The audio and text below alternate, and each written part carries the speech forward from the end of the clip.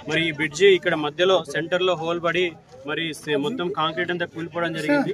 మరి ఈ సమస్యని ఈ రోజు మినిస్టర్ గారు ఇక్కడ విజిట్ చేస్తున్నారు కాబట్టి మరి గత ప్రభుత్వంలో టీఆర్ఎస్ ప్రభుత్వంలో కాళేశ్వరం కూడా కూలిపోతుంది, మరి చాలా బ్రిడ్జ్లు కూలిపోతున్నాయి. అలానే ఇక్కడ ఈ రోజు మన తాండూరు అసెంబ్లీలో కూడా జరిగిందని చెప్పి వారి దృష్టికి తీసుకురావడానికి మేము మెమరాండం ఇద్దామని చెప్పేసి ఇక్కడ శాంతియుతంగా ఉంటే మరి పోలీసులు మా పైన వాళ్ళు బలప్రయోగం చేయడం జరిగింది.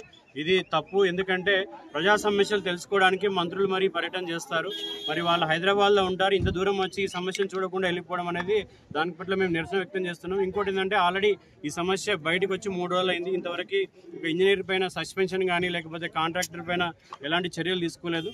సో మేము డిమాండ్ చేస్తుంది ఏంటంటే టీఆర్ఎస్ ప్రభుత్వం పైన కాంగ్రెస్ ప్రభుత్వం ఎన్నోసార్లు ఆరోపణ చేసి మేము గవర్నమెంట్ వచ్చాక వాళ్ళ అవినీతిని బయట పెడతాము, మరి కాళేశ్వరం ప్రాజెక్టులో దొంగల్ని బయట పెడతాము, జైలుకు పంపిస్తాము, మరి వాళ్ళ పేగులు తీసి మెడల్కి వేసుకుంటామని చెప్పి ఈరోజు అయితే ముఖ్యమంత్రి గారు మంత్రులు చెప్తున్నారు.